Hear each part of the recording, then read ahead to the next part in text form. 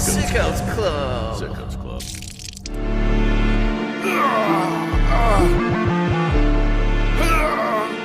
Hi, everybody. I'm Blade Daly, and this is a roundtable edition of Sit Down the Hard Way. I am joined, thankfully, by my good friend, Antoine. Antoine, hello. Hello. I'm joined by Brett Michelle, thankfully. Brett, good to see you. Hi. Yeah. Hi, Brett. Hi. I love that voice you're doing, by the way. It's good. It's you. What? It's you. All right. Anyway.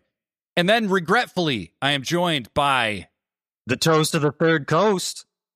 166 pounds of twisted steel and banana peels. It's me. It's Professor Degree.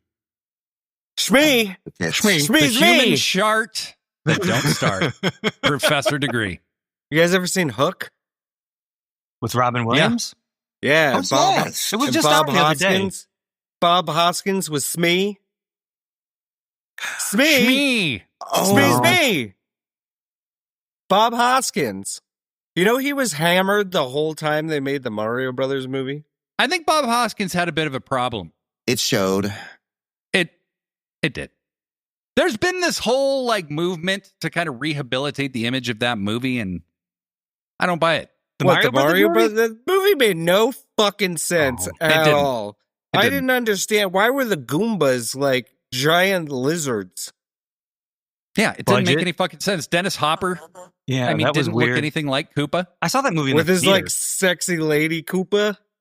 Yeah. Well, Oh God, that gives me nightmares. Oh, that Okay. movie was so What a bad. so strange that's going to movie be for that the was. Patreon one day when we have a Patreon or we have a subscription. We're going to review the originals, Mario Brothers movie, John Leguizamo, Bob Hoskins, who was apparently drunk the entire time. But tonight, today, this afternoon, whatever time it is, and whatever time zone you're in, Heineken! Fuck that shit! Pabst Blue Ribbon! all right, we're going to be talking about Full Gear. That was Dennis Hopper. Did you not get my Blue Velvet? It was Dennis Hopper in Blue Velvet. Yes, I did get it. I did get it. Good. I did get it. Good. Okay. Jonathan Davis looking motherfucker. We got to do this as a video. I think we're getting to that point where we need to start doing video. All right. Anyway, doesn't fucking matter. What we are doing is reviewing Full Gear, AEW Full Gear, which took place last night, and it was Phenomenal. I liked it. polarizing. Very, very polarizing. Holy moly. Mhm. I loved it myself, but a lot of people did not. I was about to not love it. And then you did love it? Yeah. You were about to not, but then you did. Yes. Okay. I just want to make sure we're square. Antoine, verdict. I absolutely loved it. Anarchy at its finest. And Degree? Yeah, absolutely. I have Never mind. Anyway, thanks. Hey, you be nice to the professor. That's Cadillac Yeah, it's Margarita. good to have you back, That was Brett. earned. Thanks. Hey, it's good to be back, Cadillac. I'm sorry. The shit that I had to endure. I had to do 2 shows with this man and no one else. I know. No I help. used to do a show alone with him. What do you think I feel? Miserable. Fucking miserable. Pain. The likes of which a Roy Orbison song could only dream of conjuring. What did you think, Degree? I'm asking in good faith now. Who are you talking to? Oh, you're talking You. to me. Oh, yeah. I You liked with it. your I thought it was a good You show. liked it. I really didn't have any. Yeah, no, I thought it was good. I understand that it's I polarizing. have a but I'm bone fine. to pick Hmm.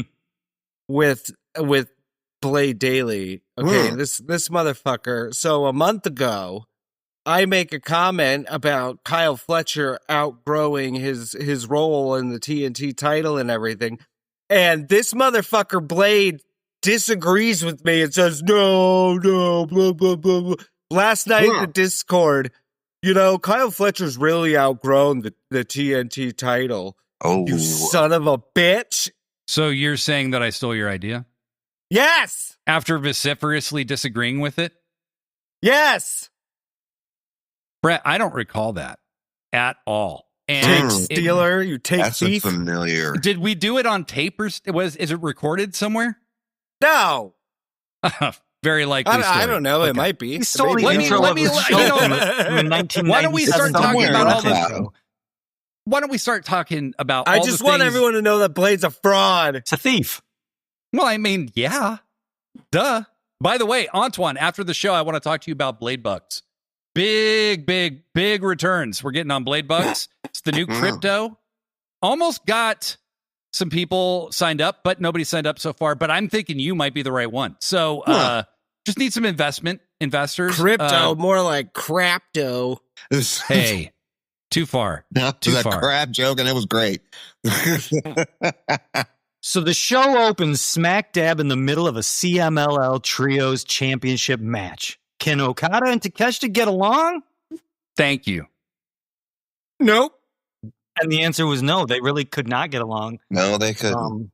So Would you- yes, we opened the show coming in from the pre-show, which you kind of knew we were going to do because there was like 2.5 minutes left when they were doing entrances. I hope they don't do this every pay-per-view now. Well, right. You don't want them to overdo it. It did feel like kind of weird that they did it exactly after they did it the first time. But Yeah. But El Sky team, which is Mystico, Mascara Dorada, and Neon, faced the Don Callis family of Konosuke Takeshita and Hechicero. No Kazuchika Okada to be found.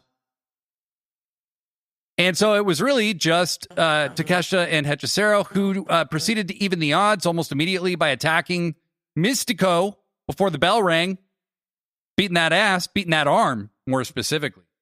And they looked like they had just evened up the odds, and it was just going to be a tag match where they were defending a trios title. But wait, there's more. I actually missed the beginning of this. So I guess Okada drove up in a car or something, right? Okada drove up in a car in full gear. Yeah, I didn't see any of it. shirtless. the minute the actual pay-per-view started, Yeah. which I thought was pretty funny. Okada don't work the pre-show. Right, You know right. what I mean? You ain't putting that guy in the tailgate brawl. You know what I mean? it was fun trying to get from here over to here and then trying to connect the dots and not miss anything from the tailgate over to the actual main show. Right. But Okada pulls up in his luxury vehicle with his luxury bearskin chest. Not that I stared at it. I did. But he's there. He's in the building. And then bear skin. Bearskin. Yeah. I was thinking like a rug. No. Like a Just to be bearskin clear, he was rug. not If wearing you a had been bearskin rug. looking, Blade was rubbing his chest when Yeah. he said that. I noticed I that. was. Secret. Yeah. Hey, there I was was. some nipple play later in the show. There Oh, was. dude. There was definitely some fetish content on this paper. It was not Anyway, comfy looking. Okada comes down to the ring. Now, the Callis family's up 3-2, except Mystico comes back down. Right. All right. Looking cool. Mhm. And evens the odds. Okada breaks up a pin attempt on Takeshita. He hits the guy who's on top of Takeshita and they roll off, and then he starts hitting Takeshita. This isn't an accident anymore. He's just blatantly beating that ass. Couldn't cover that up. No. And he was having a good time. And then he was like, "Oh, I'm so sorry." And I was like, that is a very sincere apology. I can tell he means it. And Takeshita rolls out of the ring. Bada bing, bada boom. Okada ends up outside of the ring. Leaves poor fucking Hechicero in there to take the triple team. It was the wrong kind of gangbang. Anybody want to jump in on this? Anybody got Trying to be good. trying What's to be that? good? Okay. All right. Yep. Anyway, Reverse. and Hechicero gets destroyed, gets pinned. CMLL team wins. Sky team remains the CMLL Trios champions. I thought that was a good look for them to beat a team of this caliber. The CMLL folks don't always get these moments, but this was awesome. It was a fun match, and Okada and Takeshita are so funny together. Okada's such a dick. Such a dick. Yeah, the rising tensions between the two have been great. And every single time we see them, it's just a little teeny bit more. I have loved Okada's official transformation fully and completely into full-on Dick Okada. This is exactly what we saw kind of starting in New Japan before he left. And here is the culmination. It full on, the butterfly has been released from his cocoon. You know, it started at All In when he came out in the black robe. You know, it's like there's nothing of the old Okada left. Like he's turning very hard to the dark side. And he's the biggest asshole in AEW, kind of, when you really think about it. Yeah. It's going to create some tension with some other people later in the show.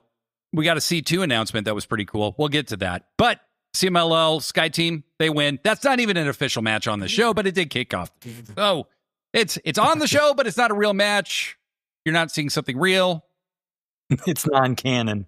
It was nice to see the CMLL belts actually look like important belts. Typically, it's American guys winning belts from other companies and bringing them back. And it's nice to kind of see it go the other way a little bit, you know? I agree with you. Good little piece of business, you could say. Yeah. Nice little piece of business there. Don't do that. I won't. I'm sorry. I apologize to the British people who I've offended, no doubt. To Joe. Speaking of the British, Pac. Is big not titties. British? Big titties. This man's titties they have their own titties. I kind of like jacked. I mean, Pac was already carved out of marble, but holy shit, like, dude went from like flippy fun guy to like, I'm just gonna like beat your fucking ass. Yeah. And I love it. I'm here for it. I love this version of Pac so much. Me too. Following the Dynamite Kid path of getting fucking massive. Yeah, it took me a minute to be like, all right, he's got like long boys on, he's got his hair cut, but you know what? New Pac is good. I just look at this guy and I go, he's so cut from like one of those Michelangelo statues that like, I don't know. It almost reminds me of a football player, for instance, where they're so finely tuned. Like he's so perfect. Like I just feel like he's like a rubber band just waiting to pop. And I just hope that does not happen. You know what? Especially with his haircut, he looks like a fucking Greek god. You know, he's kind of got that little Greek god hair now. Really? Yeah, he's got a Caesar cut almost. Yeah. Yeah, he's like a full-on like statue of David. God of War. Like a marble statue brought to life. Did you notice that he came out with wet hair? Okay. So he's not coming out dry, but he got rid of the top thingy on his boobies. Mm-hmm. And because it's you don't want people to be too turned on while you're wrestling, I think is probably why. And so big time Dynamite Kid vibes. He comes out, Darby comes out. Darby has a cool little video. He comes out. They proceed to have a really cool grapple fest. Yeah, and Darby's all taped up. Yeah. Like his whole arm, his whole side. He's like, looks like he's just been through war, which he has. And they had a match. Yeah, they had a match. And I'm like, this is a cool scientific wrestling exhibition. I really like it. And then Pac press slammed Darby from the apron to the floor.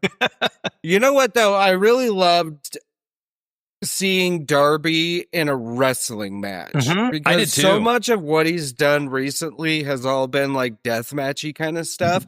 And like you almost forget that like Darby Allin can fucking wrestle. So it was really cool. I mean, other than when, you know, like Pac ripped the bandages off and starts like rug burning his burns that he got the week before at Blood and Guts. Like, it was cool seeing Darby like get back to the mat, kind of. So you know what I mean? Do you remember when Darby was in the C2? That was my favorite version of Darby right there. Because kind of been following this guy since I first ran into him on Evolve. It seems like a lifetime ago. And he's just freaking amazing. This crazy little white boy. And I just freaking love him so much. But to see him actually have a freaking full-on wrestling match with a full-on wrestler, meet them on their terms, was amazing. And it was. I don't know. I just kind of wish I'd like to see it more than once a year or once every 6 months. I agree with you. I agree with you on that. And I think that will help him boost his case for maybe a possible future world title reign if he's going to. I mean, it was a hell of a fucking match. It was especially as an opening match. Like it really set the tone for a lot of the show in a lot of ways. Like many matches on this show had me like almost pacing in the living room. Yeah, you know? yeah. And this was one of them. That pattern was followed by a lot of the matches too, where it's like, well, we're going to start out doing a bunch of holds. We're going to start out with wrist locks and arm bars, but it's not going to be long before it just kind of goes off the rails. And that was like, just got exponentially bigger with every match on the card. Mm-hmm. Yes. And so they have a great back and forth. Oh, Antoine, to your point, in the C2 last year, one of my late matches of the year last year was Will Ospreay versus Darby, where Darby beats Ospreay clean as a whistle in a great wrestling match on Dynamite. It was just a great fucking match and showed Darby is just as good as anybody else there. It was, and the chemistry they had was unbelievable. So for all the haters, they just needed a reminder.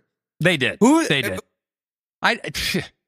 Darby Allin, this was my thought was, I went to Catholic school for 8 years, and there was, we would have to go to church, and you'd see the, the Stations of the Cross, like the whole tale of the crucifixion and everything. And Darby Allin is like every single one of those, every single match, his expressions, the pain on his face, the agony on his back, and he's just always twisted and contorted, and like you can feel it. Even when he's not in motion, he's just Darby. Great stuff. This really, and so the match ends because Pac is dead to rights. He's trapped in the Scorpion Deathlock, and he literally just motions like, "Come help me!" Yeah, Yuta, everybody's favorite babyface, top main event babyface, Wheeler Yuta, runs in and tries to bail out Pac, and the ref is distracted. But Yuta, what did he do? Did he throw in a chain? What did he? I forget. Yuta just came over and distracted. Then he drops. I guess it was Sting's bat, someone's bat. Oh yeah, that's right. The bat. Pac hits Darby in the face with the bat. Gets the 1-2-3. This, I feel, will feed into a Death Riders culmination that has been teased and really needs to happen very, very soon. I was surprised it didn't happen last night. But yeah, I think everybody kind of expected it. But yeah, it'll happen when we're done expecting it, Right. And Pac, he is now has a credible case to make, like, hey, I beat Darby. Yeah. Why couldn't you, Mox? Right. And you had all the Death Riders interfering for you, Right. And I only had fucking the worthless one. The Scotty dog looking motherfucker. Right? So Pac sneaks a win over Darby Allin, who is, burned to death. And, so Pac wins in the opposite of clean. But it was a very good match. Very good match. We go next to the 4-way tag team match, the women's tag team match that had been announced on Dynamite this week. It's the Timeless Love Bombs. It's all the teams remaining in the tournament. Timeless Love Bombs, Toni Storm and Mina Shirakawa. Babes of Wrath, Willow Nightingale and Harley Cameron. Sisters of Sin, Julia Hart and Sky Blue. And Megan Bain and Marina Shafir with Penelope Ford. This was a lot of fun, and frankly, I am just really enjoying women's tag team wrestling right now. I just want to see a lot of this take place because it's been really good. It's been a lot of fun. I just like being the fly on the wall. It feels like to watch the entire thing, like be freaking made from scratch. It's like watching, not going to go like pick up ramen at the store and then make your own ramen. No, you got to make the doggone freaking flour and the wheat and all that shit. And then you make the noodles and then you do this and that and the other. And to me, it's just flowering so much watching these ladies grow every day. And I kind of love that fact that they just freaking threw them out there for a match on top of a match that we didn't ask for, but we sure as hell will take. Yeah, absolutely. Mm-hmm. Well, and I think the biggest story that came out of this for me, maybe, I don't know, it's not a story, but like the biggest thing I took away from this match is, holy shit, Harley and Marina have come a long way. Yeah. Like Harley was she was killing it. That whole sequence at the end. So there's been quite a lot of taped ribs. There was a lot of taped ribs in AEW last night, and I just kept thinking, like, is this how they tell us DDP died? Like, Jesus Christ! Like when you hear two of the same, like an artist twice on the radio, and you're like, oh shit, did Bruce Springsteen die? Yeah. Like, everybody's got their ribs taped. Oh boy. Oh boy. So this was a good match, though, huh? It's me, R.I.P. Oh, damn. Putting the fun in funeral. It's Brett Michelle. I'm leaving that in. That's great. He deserves it. He is not positively Page my ass. Jesus Christ. I love you, DDP. I'm sorry. We love you, DDP. We love you. I love DDP. So very good back and forth match. Lots of different cool spots. Timeless love bombs are awesome. Their entrance rules. I love the dance. I love the music. I love it all. There's a huge drama class vibe to them. It takes me back to high school. Megan Bayne and Marina just look like fucking killers on every level. Then you've got the Babes of Wrath. Every team. So, we were all talking about this, I think, to a certain degree. Like Ty J and the Sisters of Sin were really the only teams that didn't feel thrown together somehow. Right. But now all of these teams feel like real teams. To me, I really like where this is going. The Timeless Love Bombs emerge victorious in this match. I don't recall the finish. I know Tony Storm pinned somebody, but I can't remember quite whom. Oh, it was Harley Cameron. It was that big, huge back and forth where it was like reversal. That's pinfall, right. Pinfall. And it was like, hey, this is Brett, did you say it earlier? Like just the whole, we're giving Harley her flowers here. We're letting her do this big, huge sequence. It was really cool. Like I smiled, like it made me proud, Harley, not to say that Harley was ever like bad or anything, because like who the fuck am I to say how good a wrestler is or not, but like, but she's better than she was. She looked so good last night. She had one heck of a week. Did you see her on Ring of Honor as well? I didn't. I haven't watched Ring of Honor yet myself. She tore it down with Athena. She had one hell of a week. I forgot she was fighting Athena. Yes, that's right. That's fantastic. Good for her. You go, Harley Cameron. No shit, dude. Go, Harley. You go, but girl. She her rate of improvement is insane. It's actually kind of commensurate to like Kyle Fletcher, except Kyle Fletcher's like so on the verge of being the greatest wrestler in the world that it's more noticeable with Kyle. But Harley's pace of improvement is insane. Yeah.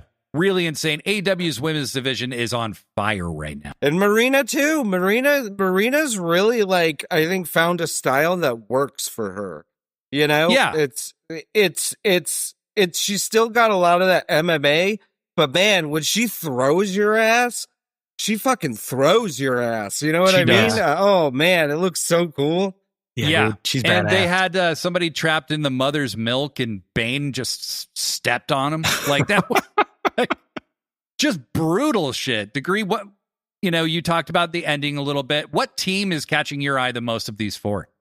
I mean, I guess the Timeless Love Bombs, it's like, it's kind of like, you can't really like deny that that's just whatever. My favorite team though has got to be Sisters of Sin. They're just fucking cool. Sky Blue's cool. She's local. So like we've seen her at high schools. Yeah. They're just like, it's like the angel and the devil on your shoulder, but they're both devils. They have this like weird, like they still have the kind of leftover cult thing with Julia Hart. Sky Blue looks like, is it Mia Sara in Legend when she turns evil and she's going to marry the Tim Curry demon character? You know, like they have this like supernatural thing going on. I don't know. They're just cool. So they are. I was pulling for Bane and Ford, man. I'm so sad. Yeah. I had Bane and Penelope winning until I kind of Penelope me got hurt. too, damn it. Because they were the first to have matching gear. So I was like, well shit, they should win. Right. Well, and you know, they and look cool. This will come into play later, but I think championships are always best when you have a dominant heel that you're chasing. Absolutely. You know? And who better to build up a new, you know, good girl tag team than to have to fight and win the championships from Megan Bane and Penelope Ford, the fucking Megacists. Yeah. Yeah. Well, and now it'll be interesting because my predictions for the finals in this one is I think it's going to be the Timeless Love Bombs versus the Sisters of Sin is my prediction. And I would love it if the Sisters of Sin won. I have a feeling Timeless Love Bombs will win. I think so too. But that's like that's what I want least to happen. It's the most, I don't know. Because I feel like it's the obvious. You know what I mean? Yeah, I get it. But I also think, you know, the Timeless Love Bombs winning this match and getting to pick the stipulation, which they've teased would be a Type A death match. Oh, shit. That's true. Is their way of that being would be able so to fucking rad, like an entire Type A. Oh god! Right. I think it's their way of being able to circumvent getting past Shafir and Bane. Mm-hmm. It's not a normal way to for them to lose. So we'll see. But that's my prediction for the finals right now. I mean, guys, I have a very well recorded history of being wrong about just about everything. So me saying it'll happen probably means the opposite.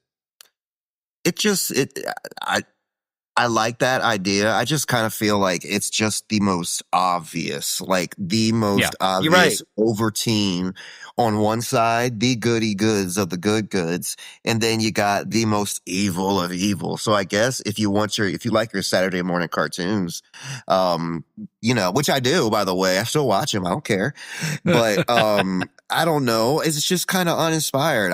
You know what? I feel that that's how I feel about it. Yeah. I feel like it's too easy. Mm-hmm. Not that it would be bad. It wouldn't. After what AEW did, I don't want easy. Degree.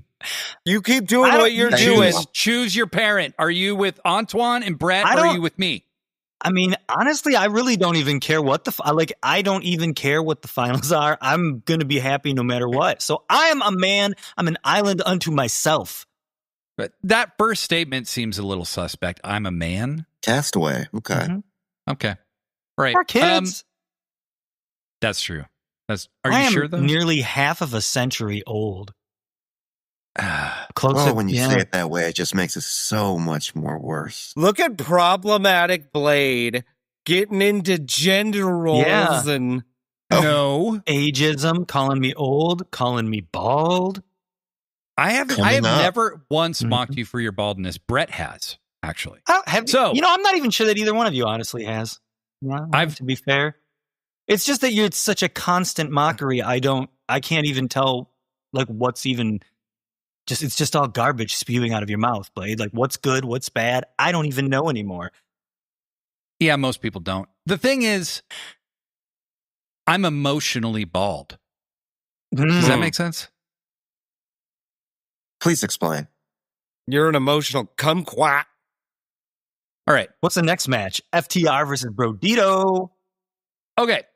So, yes. This was a good one. Yes, it was. FTR versus Brodido. When it gets right down to what was the best match of the night, this would have to be in consideration for me.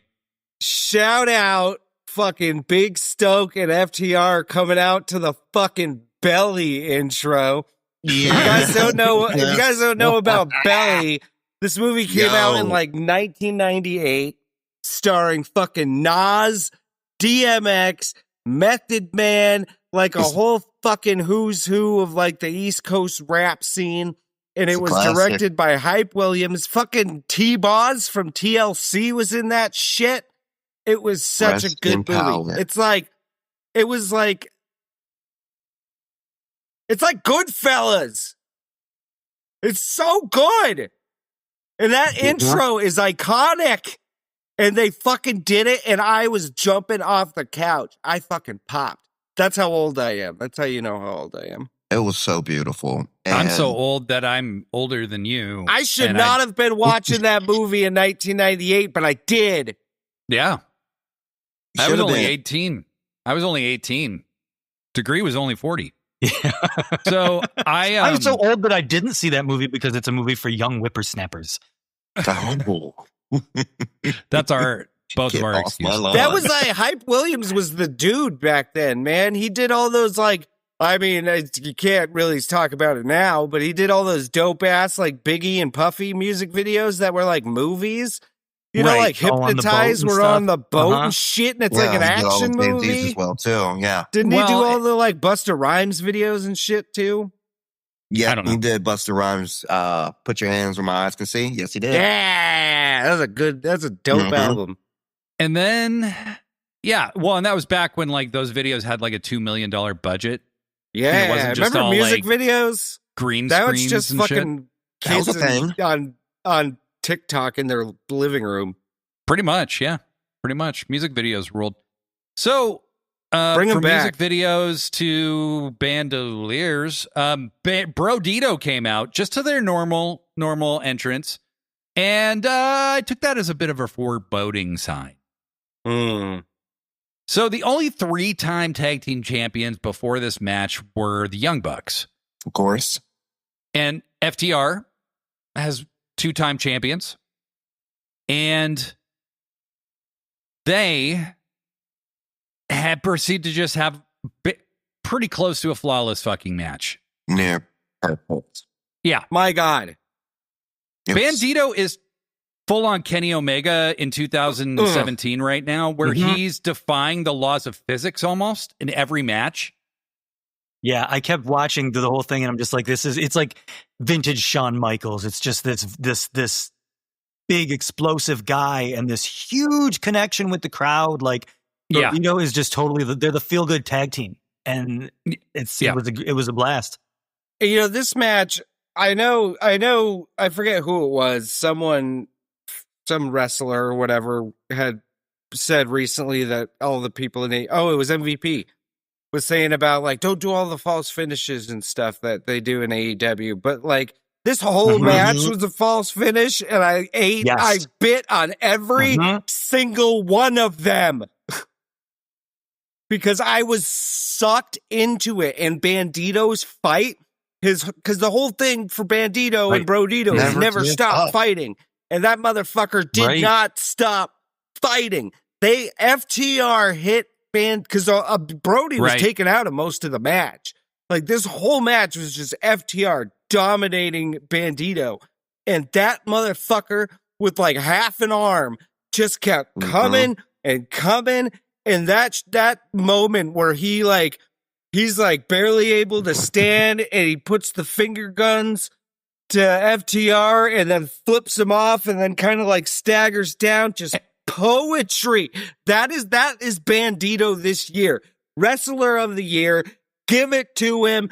World champion. Yeah. He should be the AEW world champion at some point in the nearish future. I think he has that kind of ability to connect with an audience. He speaks very good English too. He's already it's not shown it. It's like, come on, can he not connect with the audience? Get him in the C2. Yes. Get him in the C2.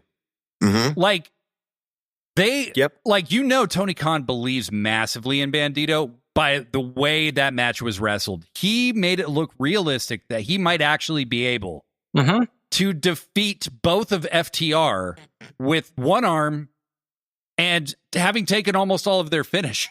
It was he's the smallest dog in the fight. Yeah. Can't tell him that. It was that match. He had half of his arms and a half of his tag team partner. And Brody is gotten so over. Brodido accomplished everything that they set out to do. Both these guys got over massively in this team. On their own. Absolutely. Yep. My big thing is where do you think the tag the tag division goes from here? Who do you see? I think Copeland and Christian coming for FTR. Yeah, you think they're going to come back and? I mean, that's Cope and kind of Christian. like coming back. Cope oh, and sure, Christian. that makes sense. Yeah. Well, they've got revenge on their mind, right? Absolutely. But I mean, do you think it's going to go straight to that, or do you think we're going to get some defenses from FTR? I don't know. I yeah. really don't know. I know Copeland's done filming, I think, and I know MJF's done filming. I know there's people ready to come back, but it really strikes me. I think the tag division looks better than it has in a really long time. Mm-hmm. Yes. FTR was just singing the praises of Speedball. And I mean, in no uncertain terms, like really putting them over. Yeah.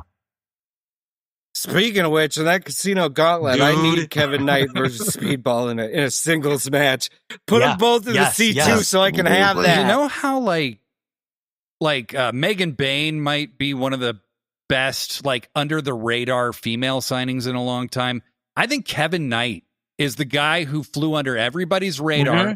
Oh, yeah, if you weren't dude. really paying attention to New Japan, you really didn't know much about Kevin Knight, and he flew under everybody's radar. They snuck Kevin by him. When I saw that, I was like, "Oh, that's going to be a big coup." And yes, this is the best it's been since what the second Bucks reign, maybe. Yeah, absolutely, yeah. Yeah, having, they lost some really great teams. They lost Santana and Ortiz. They lost the Lucha Bros. They lost a variety of others for different reasons. But, Aussie Open, they lost for very good reason because Kyle Fletcher's he can't be in a tag team at this point. Yeah. I almost don't want, of course, we need Cope and Christian versus FTR. But I hope they put over FTR so Jet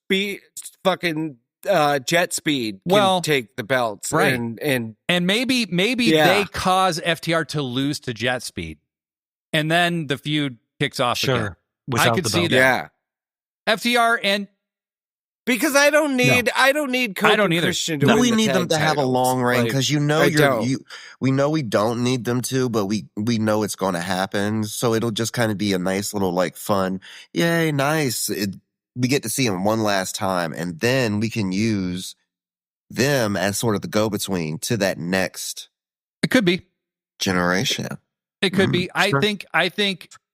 Yeah, and having said that out loud now, I think the revenge for what they did to Beth would be costing them the tag titles. And then that kicks off a huge grudge match. Like a really different kind of match than they had the first time.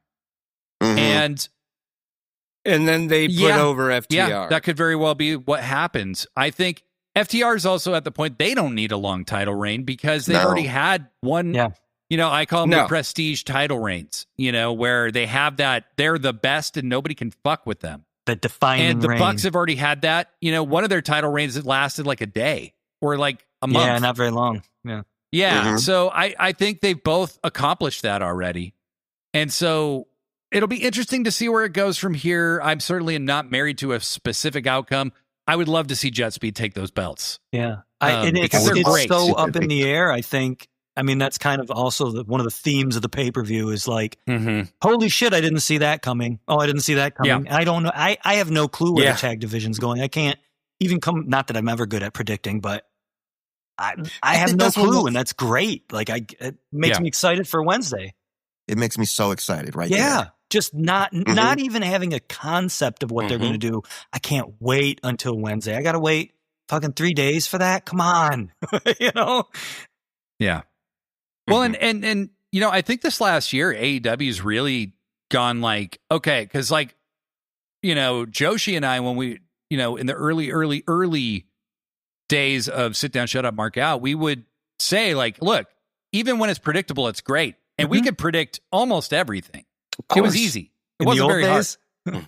Yeah, a year and a half ago. Yeah. Right. And AEW's you know what? No predictability. Fuck that. But what I like is it's not unpredictability like in this Vince Russo-esque way. It's unpredictability in the sense of it's logical. You just never saw this shit coming. That's it exactly. It's not a matter of we're just shocking you for the sake of shocking you. Heel turns, face turns that make no sense. It all fits eventually. And there's no real terror in the back of your mind for your favorite wrestler or anybody on whether or not you're ever going to see them back in the main event scene, maybe like 7-8 years later. Right. No. Which is that's the holdover, that's the Vince McMahon trauma in all of us, is like Shinsuke Nakamura loses in one of the main events of WrestleMania, and then he's never near that level again. Yeah. It's so many of us have had that experience with a wrestler who came up watching WWF or WWE. But the next match is one of my favorite matches of the night, quite honestly. Oh, yes. The Casino Gauntlet match for the inaugural AEW National Championship. They unveiled the National Championship before the entrances. It's a dead ringer for the NWA, the vintage 80s Arn Anderson, Tully Blanchard, Dusty Rhodes. NWA. Magnum TA, yes. Television title. I was geeking the fuck out over the title immediately. I love that color scheme. I just do. I love it. Our good friend Joe Bleary did mention that it would have been cool if maybe it had a dark brown strap, and I agree with that. But other than that, it's a beautiful belt. Gorgeous. I came up in the 90s, so to me, wrestling belts are black. I get it. No, that belt caused me like physical pain. Like I could get like a chill, not pain, but like a chill through my entire body because I love the design so much. That TV belt is my favorite belt. It's so burned in my head from my childhood. And me too. Those square side plates. Silver. Yes. And I love that the top part above the eagle is red. It's a different color. It just makes it look weird. It looks a little off-putting, which I think is cool. Like, it's just a unique design. I'm a huge fan. I'm a huge fan. It pays respect while being different. And I love it. How about the match? Of course, we're going to get into belt geek outs over here. But, Bobby. I love what they did to open this match, right? So we get Bobby and Shelton, and I legitimately think they said, like, let's just fucking wrestle for a few minutes, and see who can get one over. It's a sporting contest. Then we get Ricochet. And then we get Ricochet, which I think we were all hoping for. We all wanted Ricochet to be third so that he just gets his ass whipped. But this motherfucker had a plan. He comes out talking, what is this wrestling crap? The voice of the internet. See this wrestling crap. And then my new favorite trio, the stable of the minute for me, the Demand, fucking Bishop Khan and Toa Leona come out, and they just start fucking whipping Bobby and Shelton's asses. Loved it. And did not see that coming, even though I should have. Ricochet, his the countdown started with him like 30 seconds. Bobby and Shelton. Bobby and Shelton are like barely locked up, and the countdown starts. And so Ricochet comes out, and I love. There were young men on prom night who lasted longer than that. At least one or two, But Ricochet. This entire match is a Ricochet showcase. Okay. That's what it was. Yeah. So I love that Bobby and Shelton are waiting for him in the ring, and you're like, oh, they're going to murder this man. They're going to, he's literally going to die this time. Yep. Then the Gates of Agony come out of nowhere and beat that ass. But then, the next three entrants are all Death Riders. Dude. So the minute Ricochet. I love the spot where they get someone in the corner, and the Death Riders are all doing their circular fiery squad into the corner, and Ricochet jumps in at the end, and then he's like, he kind of shoves Claudio. It's like, yeah, fuck yeah, what's up, man? And then Claudio just fucking uppercuts him. Yeah, as soon as Claudio comes in, he just has no time or patience for anybody else's feuds. No. Yeah. Claudio's a goddamn machine. Okay, so how Claudio entered the match is he's like coming up to the ring, and Ricochet goes like he's gonna run and do a suicide dive out, and Claudio just boom, uppercut, knocked him like the fuck holy out. fuck, man. Yes. Jesus Christ, Claudio. He is a monster. I love the way that I love this version of Claudio so much. Like, I mean, I've always been a fan of Claudio's. There's something about him that I've always liked. Maybe it's because he kind of reminds me of Stanley Tucci. But like, I love that he's just a machine now. Like, he is just like, he's a man of few words. He just comes in and just wrecks house. Like, goodness gracious, he is just power incarnate. He is that like classic freaking bad guy. It's like an old time strong man. Yeah, to me, he is that classic freaking bad guy, that silent killer who freaking all that your classic villain has to do is just tap him on the shoulder, and he knows exactly what he's going to do, and he's just a silent freaking killer, and I just love him. And this match was so unpredictable. I really was thinking I thought this was set up for one of Bobby or Shelton to take this match, and so I did not see Ricochet's little scrawny ass freaking getting in there and somehow stealing this. And I'm how happy are you happy. that I don't know he if did you win? hear my voice. Because I am so happy. Can you imagine? It's just, we are going to get insufferable dickhead. Like and he's going to act like he did it all by himself. Week. He's got a belt now. He was so entertaining in this match.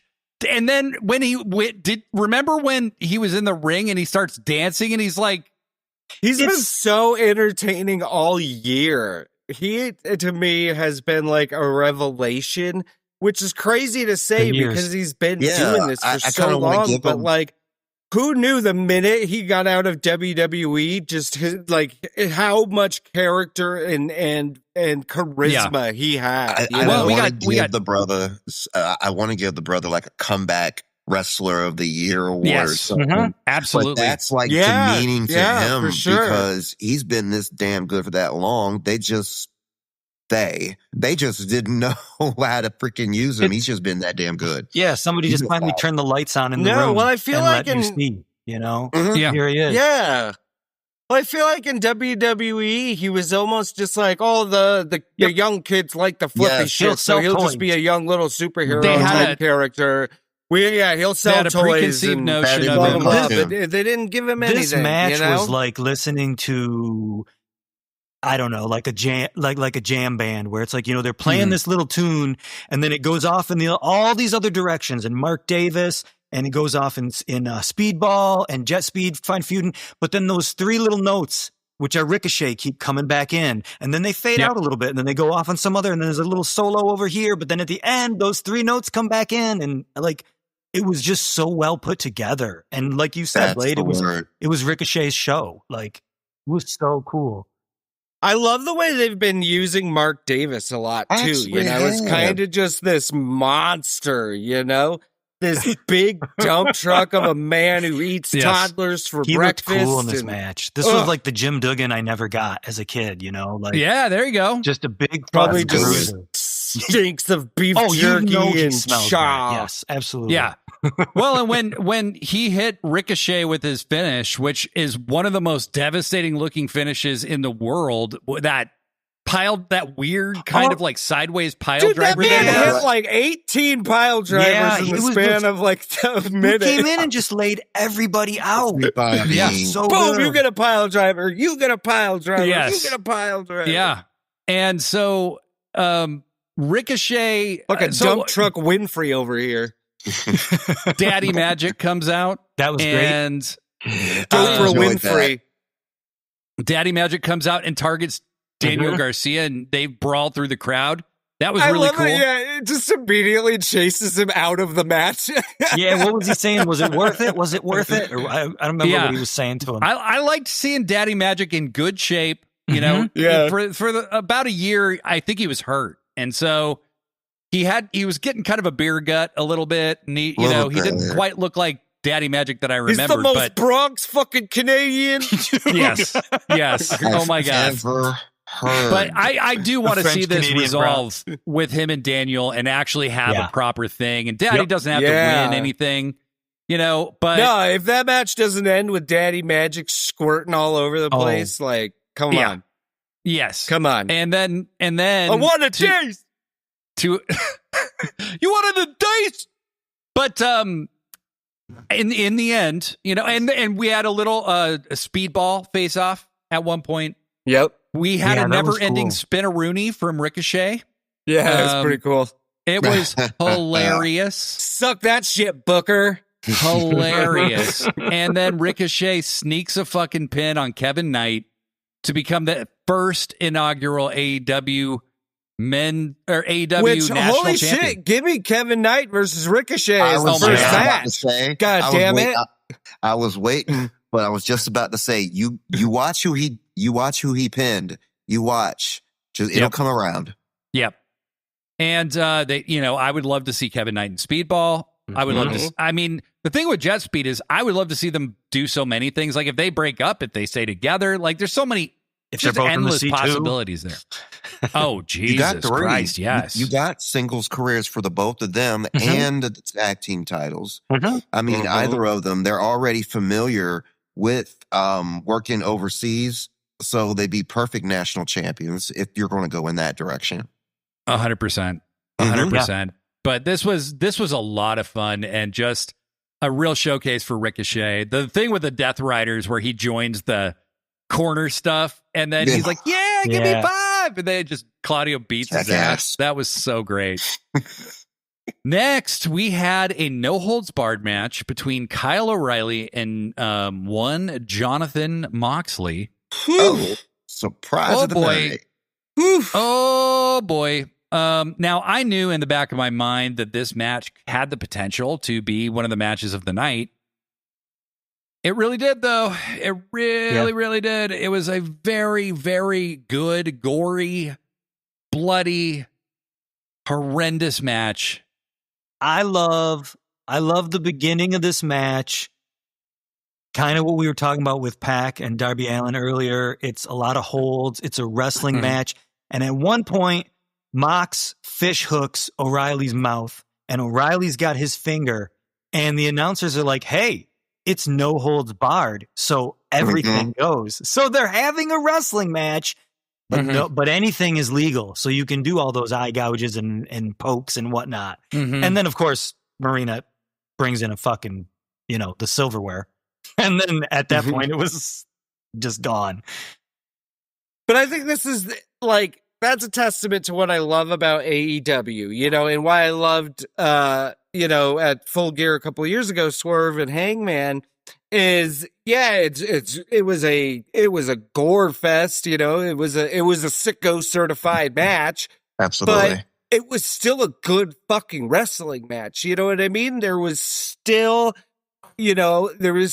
psychology in it, and they were still, because Mox was just basically dominating most of this match, and using basically Danielson kept hyping it up the whole time. This is what Mox has said, Death Jitsu. This is Death Jitsu, It's a mix of submissions and whatever fucking weapon you can get your hands on. And Mox really is the king of that type of match, and he really, really put it all out there to Kyle, but, that little fucker wouldn't quit. He knew all he had to do was get that ankle lock on him. Well, he has Mox's number, right? Like Mox. Yep. What I liked in the story of this match was that it was Mox is better with plunder and O'Reilly is way better at grappling than Mox. And Mox is usually the guy, the MMA, he's like putting people in fucking different holds and transitioning from holds and all that stuff. He's totally redefined himself as a wrestler. Doesn't work with O'Reilly, though, because he can get out of anything Mox can put him in. you've met your match and somebody's badass and spindly and wiry, exactly. like freaking. Mox met his match. Mm-hmm. Yes. And what I noticed is as we get to the end of this match, there's a bunch of Death Riders coming out at the end after Mox is tapped. Biggest win of Kyle O'Reilly's career by far. And I was so happy for him. And he makes Mox tap again. Mox kind of gives him this begrudging respect, but then he runs into he doesn't want to look weak, so he's fucking up his arm. I think Kyle is not medically cleared to continue competing. So Tony Khan said afterwards he won't be in the C2 because he's not medically cleared to. They speculated that his arm was broken at one point quite regularly. So I'm wondering if they're going to use that as a reason to keep him out for a little bit. But the Death Riders come down after the match is over. The crowd's chanting, "You tapped out." Daniel Garcia's kind of going, "No, don't, stop that." But what I thought was interesting, Marina had a really interesting look on her face. And it was hard to tell what she was thinking. Was she on Mox's side or was she disappointed in him? Then Claudio and Yuta and all these people end up at ringside. And what I thought was interesting is there's this one teeny tiny moment when Mox finally jumps over the barricade to walk to the back. And I believe it's Garcia that doesn't look like he knows what to do, and Claudio just gives him a little head nod. Yeah, and then Garcia jumps over and follows Mox out. That little exchange is burned into my retinas ever since it happened. And it's always the little things. They're always telling a story, no matter how brutal it is, what's going on, people. So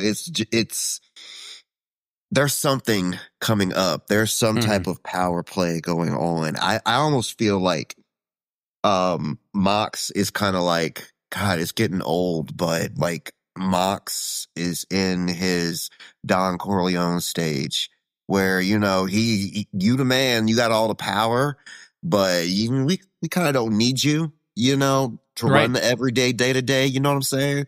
We got Claudio and Claudio and Marina, and I just see something is coming in 2026 to mess with the foundation of these Death Riders.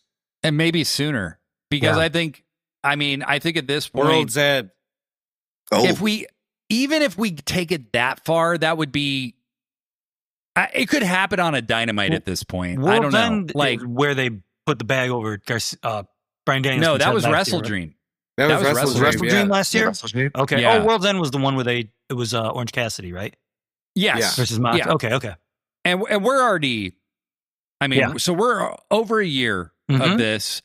I love Mox. I love, I like what they've done with the Death Riders. It's clear the Death Riders are going to last in some form, but I don't think they'll be lasting with John.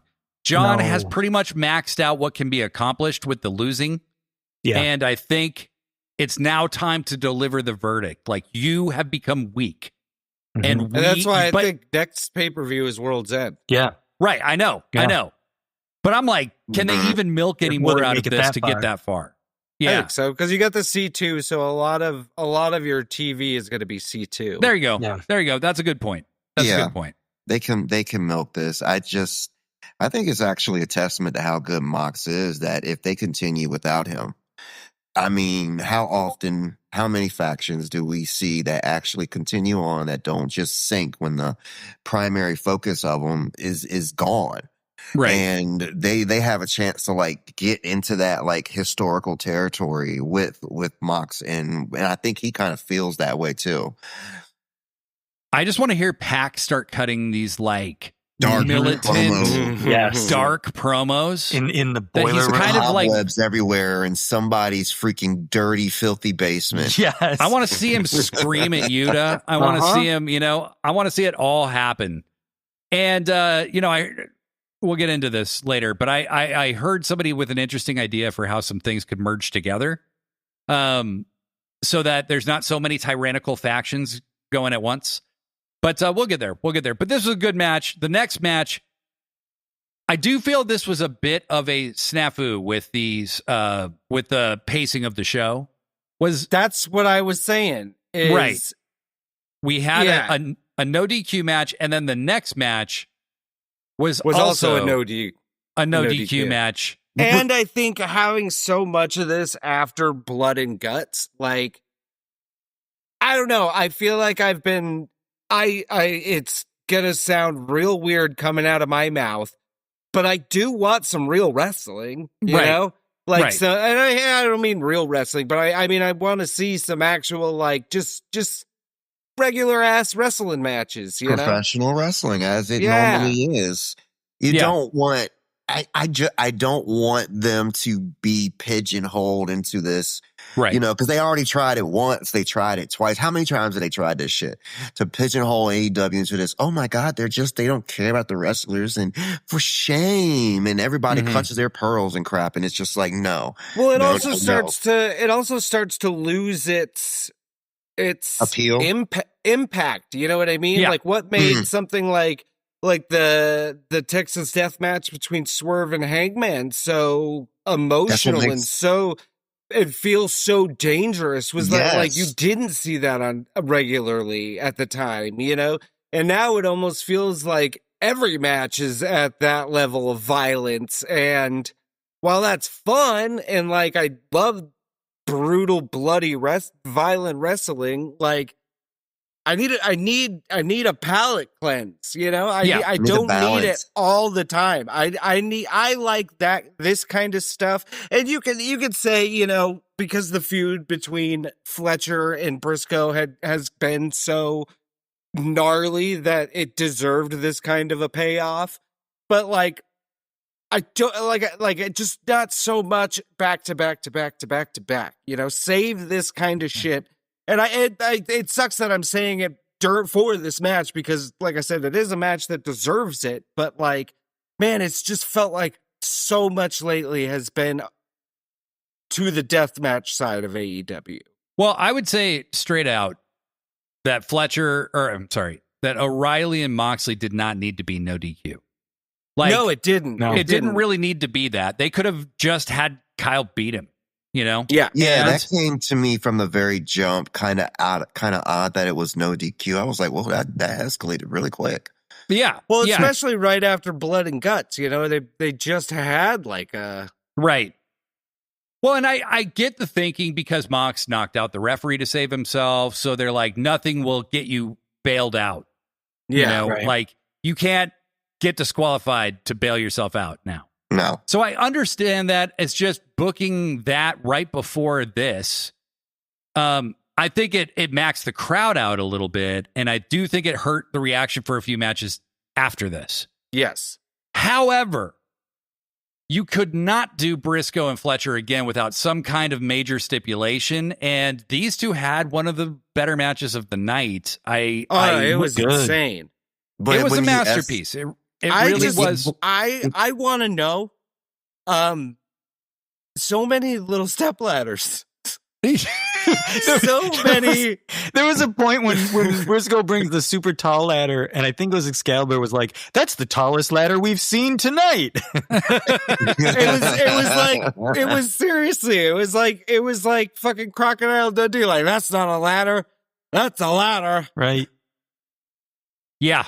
And this was just as vicious as you would expect, and maybe a little extra. Fletcher took insane bumps. Briscoe has made his entire career off taking insane bumps. When fucking Fletcher stabbed the screwdriver up through the turnbuckle pad and sold like he was gonna give fucking Briscoe a brain buster onto the fuck. Oh my God. They didn't do it for a second. But even just the thought of like that happening had me like, oh God. Right. But like you guys were saying, which is so important, is like you escalate. It was so freaking amazing, but like you escalated to the point where what you gonna do next? Well, they're gonna freaking like be on a tightrope, freaking wrestling each other and shit. Like, I'm like, there's nowhere you can go. So like, I think that's why I'm hoping that with the C2 coming up, I hope going into World's End we get back to some wrestling, some mat wrestling. Because the C2 is all just about pure grappling. That's it. Yep. And so, it felt like them kind of shooting their wad, for lack of a better term, on the hardcore stuff on this show. And I wouldn't have put O'Reilly and Moxley in front of this, but these two have a classic. I think it's eminently rewatchable. The whole thing with what you were describing, Brett, when he puts the screwdriver up through the turnbuckle, you have seen AEW do so many crazy things that there was a not zero chance that this was going to happen. Like that Briscoe would take some kind of weird protected bump on this screwdriver. And nobody wants that, right? No. That's way too dangerous to even try to do, right? No. Yeah. So there was a less than zero chance at this point, you know? And so Kyle Fletcher's going to be the greatest wrestler in the world one day. Absolutely. I don't think it'll be long. You know what? I don't think that's actually that is not a far out statement to make. No, it's not. You know what it is with him? It might be Wednesday. It's the fucking intensity. Yes. You know what I mean? Like when he like you see it a lot when he does like his power bomb, like that little like Batista bomb thing he does. Or when he does like his half and half, the dragon suplexes, the speed he whips your ass with is just, it looks so good and it looks devastating. Yeah, like that kid is so smooth with the way he wrestles. It's unreal. Mm-hmm. And it's crazy because he wrestles with the speed and intensity of a flippy guy without being a flippy guy. You know what I mean? No, because he's got size and height to him. I mean, he has such a wonderful damn teacher that he takes so doggone seriously. Mm-hmm. And I just don't see how he cannot be the best wrestler in the world one day. Yeah. Just not yet. And he's got so much charisma. He's so good on a microphone. Like he's just... Yeah, it's not like a guy where there's like a hole in his game somewhere. There's every single aspect. It's like, he's solid. He was the ROH TV champion just over a year ago.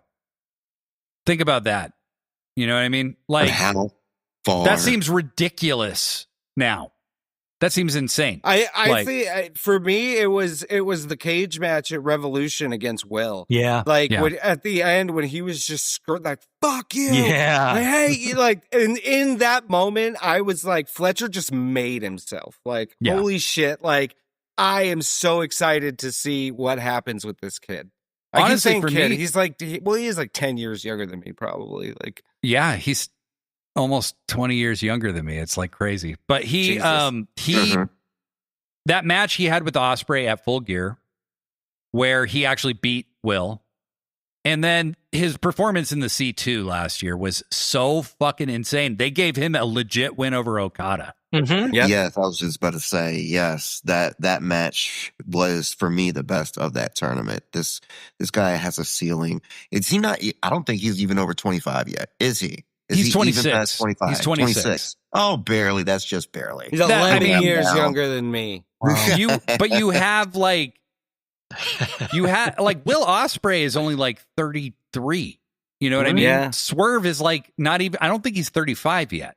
You know, Hangman's 30. Swerve? Yeah.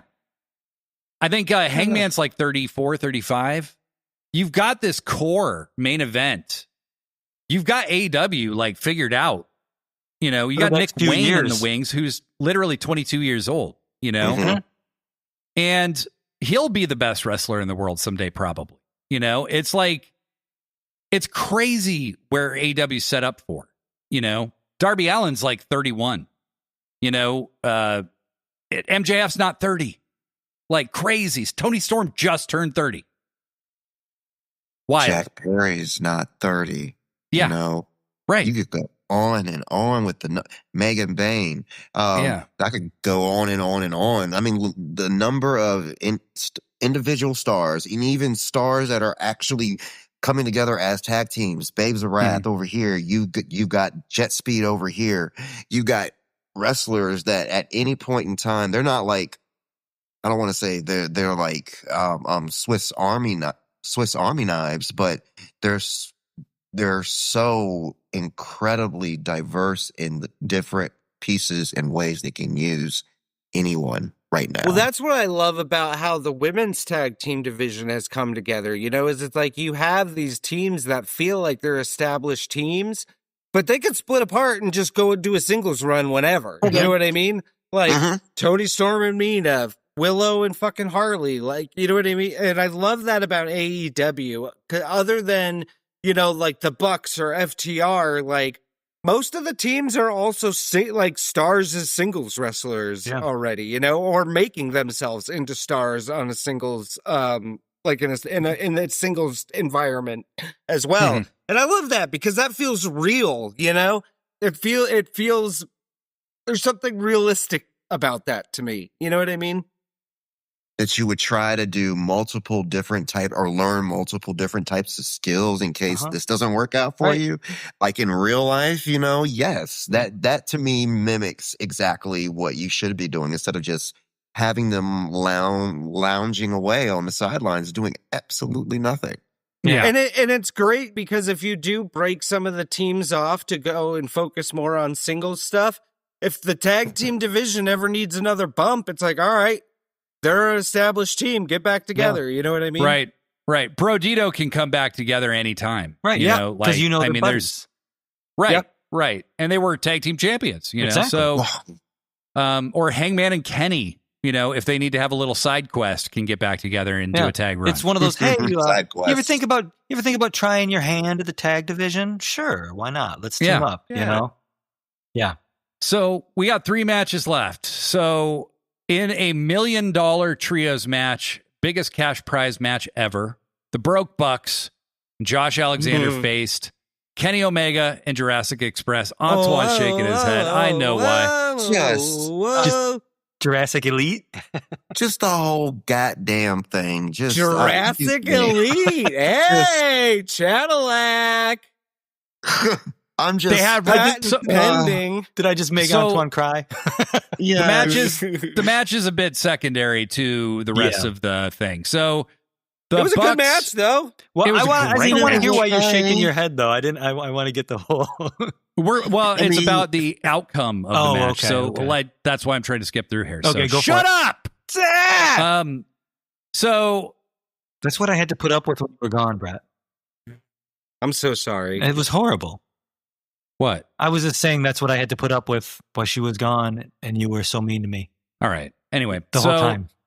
The Bucks finish off Jack Perry after everybody kicks out of everything many times. They have a great trios match. Kenny's selling his ankle like a son of a bitch and scaring the shit out of me during the match. God, yes, Kenny. Me too. Kenny did not quit selling. Dramatic people. Dude, I was watched the match today to see, was he selling? Because Kenny's face. Will there be any bruising on Tuesday? He's just. Yeah. Kind of doing the cartoonish drama stuff. I love So Kenny. After the match, Don Callis goes, "Yeah, Bucks, you got the money again. You're doing so great." And he gives them each a big bag of money, and he starts dragging them away from the ring. And then the Callis family cartoonishly descends on the ring behind them and starts beating the shit out of Kenny. And the crowd's booing, and the Bucks look kind of happy. They look like they might actually join the Callis family. And then they finally turn around and they see... You sold out. They see Kenny getting his ass kicked by all these people. Jurassic Express is laid out. And the Bucks are looking at the money, looking at Kenny. And then they start walking with Don a little more. Then they get the "you sold out" chants. And then basically the Bucks look at each other and they go, "Fuck it." And they drop the money.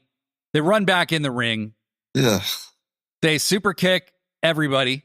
Make up with Jurassic Express first. Jurassic Express actually offers their hand to the Bucks. And then Kenny, they offer their hand to Kenny. He slaps it away, but then he just hugs them both because these guys always wanted to make up. Come on. That brothers got a hug. Yeah. They're getting hugged out chants. You know what I think really made it, though, is you got the entire crowd so loud. You sold out. Yep. You sold out. Yeah. That really, if the crowd hadn't have popped like that with that chant, I don't know if it would have hit as emotionally for me, but like you had, because it gave a reason almost for the Bucks to have that moment of like, what the fuck are we doing? Those are our friends. Right. Is the money really more important to us than friendship? Like, and it's the chorus, you know, the narrator is telling you. And as a matter of fact, they did sell out, you know? Yeah. right. And so that's what really Jacksonville's got themselves in a heap of trouble. And so the Bucks make the decision to choose friendship over finance, right? This is at the core of every elite story, is choosing their friendship over whatever qualms they have with each other, right? I didn't want the Bucks to ever be baby faces again because they were such great heels. Mm-hmm. But after I saw this happen, I was excited. Antoine, you hated this. Why don't you tell us about it? What did you hate about it? Now, let me clear my name before it will be besmirched. Not hate because of my dear Kenny. I love my dear Kenny all the way back to my New Japan days. That's where I discovered Kenny. I love Kenny. I love the Bucks. I love the Elite. I love all of them. Even though some of them have gone their separate ways. But because of that, I'm just like, I'm just sitting here going, are we doing this again? Really? Are we like? I have a theory. I am all ears. I mean, I know it's kind of been done, but like, I feel like the Elite's going to have to be the ones to finish off the Death Riders, right? I mean, it's for the heart and soul of AEW. That was Mox's whole thing. This isn't your company anymore. Like, time for them to take their company back. True. Hangman, well, we'll get to that. Yeah. It's just a setup in the premise. I hated it. I just seen it too daggone much. But for those who have not seen it, it was something new and it was beautiful and it was refreshing. And, it just satisfies the story so perfectly. You can't have a better comic book ending than that. Was right there on screen. Well, and for those who simp uncritically for the Elite, it was just a lot of fun. And I simp uncritically for the Elite. And I will fully own that. When it's one of those things, it was like, I didn't think I would ever hear the Tarzan music again. And I didn't think I wanted to. But when it happened, I was like, okay, I like it. Same. I was a big fan of the Scapegoat. I loved the Scapegoat. I would have loved Jack to just run as the Scapegoat. But yeah, the minute fucking Tarzan boy hit, it was like, oh, this just feels right. It just felt right. It feels like weird home. to me. Am I the only one? It feels like home. It felt weird. Which one, Antoine? The Tarzan boy? Yes, the whole Tarzan boy thing. After all of this time, after making all of this progress, and you wanted everybody to look at you as this big, solid boy who's a big man and he's grown up, and now you're just.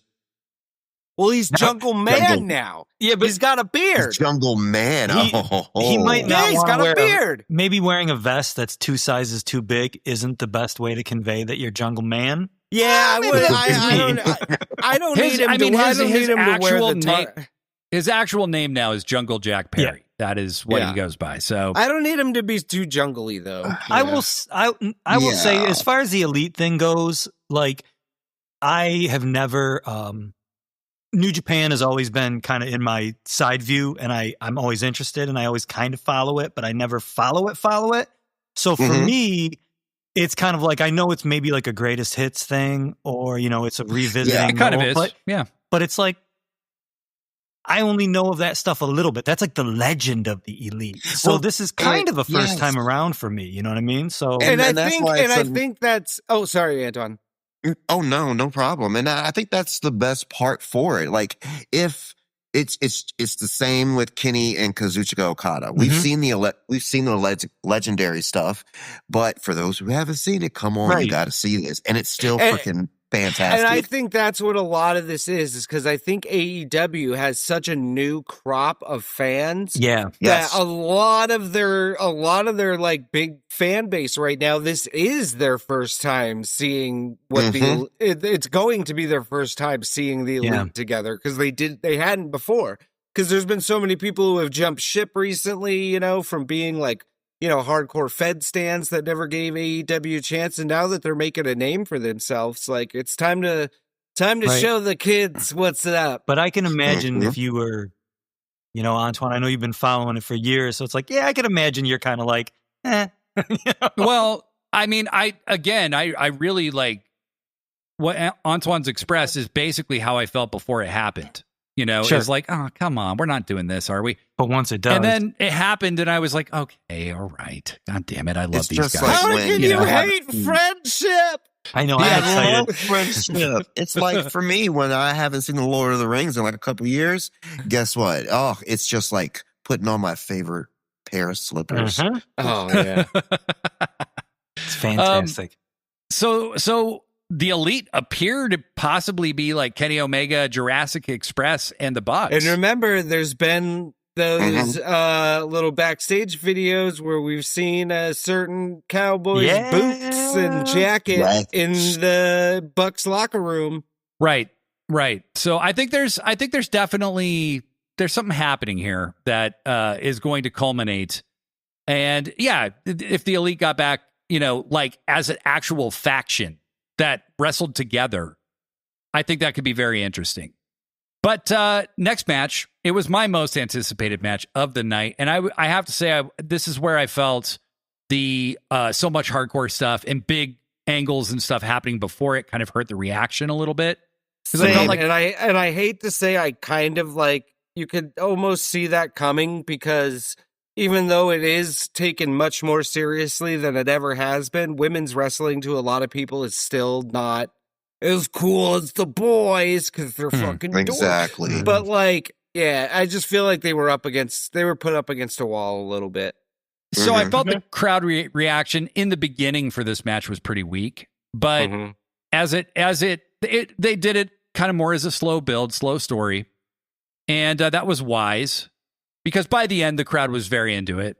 And it was a great match. 14 amigos, dude, you know. That was cool.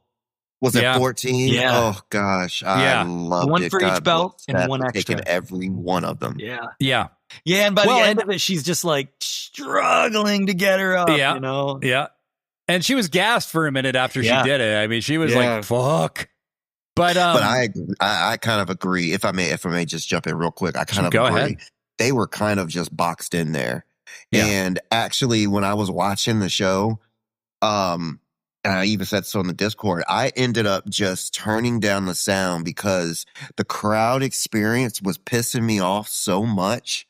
And I didn't want it to reflect on my opinion of the match. I just had to just turn it down. And I just like, okay, now I can enjoy the wrestling, and it was worth every second. I have zero idea where the heck this story is going to go, but I know how it's going to start for the both of them. I think 2026 is going to be an excellent year for both, and I kind of feel like this is going to be like the blow off for a little bit of time for Mercedes. So it was the perfect and right call to make because now you're putting Stat over and she can lead the division going into 2026. Well, and she hadn't beaten Mercedes before, so I guess this was a statement win for Statlander. Yes. You know, this is her second defense. Yeah, she defended against Tony. And she finally got her win. She beat the Mercedes. big two. Yep, she did. It's a big three now. You know. Yeah. And so I think they've gotten Stat the credibility she needs, as that main eventer. Well, I think a lot of us look at Stat almost the same way we look at Hangman. Like, this is your homegrown, like, she's day one. Yeah. Mm-hmm. But when you win 13 belts, you have to lose 13 belts. And that's going to be fun. The fun begins. The story that they're telling here, and it's so well done. And this is what I love so much about Mercedes. She is never like the strongest character. She always has a fatal flaw.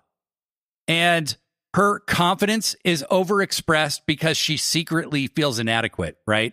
And she puts all these props. These belts serve as like shields for her. Validation. Because it artificially boosts her confidence, right? Like, look at all these belts. And Stat said straight up, you need to be focused on me, not 13 belts. You need to be focused on me if you want to take this title. I am not the lady you wrestled. Her story is the personification of that idea of, it's not the belt that makes the champ. It's the champ that makes the belt. And to what you're just saying right there, Blade, it's like she's thinking that all these belts make the champ, but she can't get that one, Right. She's not there. And that's cool. It's such a great alliteration. Like, I almost think of, I don't know why my brain goes here, but you think of when it comes to faith and religion, like, what does it matter to gain the whole world and you lose your soul along the path, and that's kind of the path that's Mercedes is almost walking. You got everything, but where's your soul at? Your soul is right over here, and it's right in her hands. Right? Sorry. Feeds into the bucks too. All the money you made won't buy back your soul. Bob Dylan, Masters of War. Boom. Money can't buy you love. Well, and so we have this excellent match.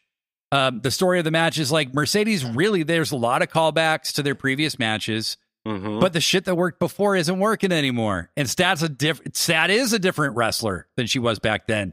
She kicks out of all the shit that she got pinned by the last time. She does the mousetrap pin and she can't get her with that. There's all kinds of stuff that they did, little nuggets in this story. Mercedes does dominate the match because Stat gets, did a hell of a job selling an arm injury. I actually thought she was injured for a minute.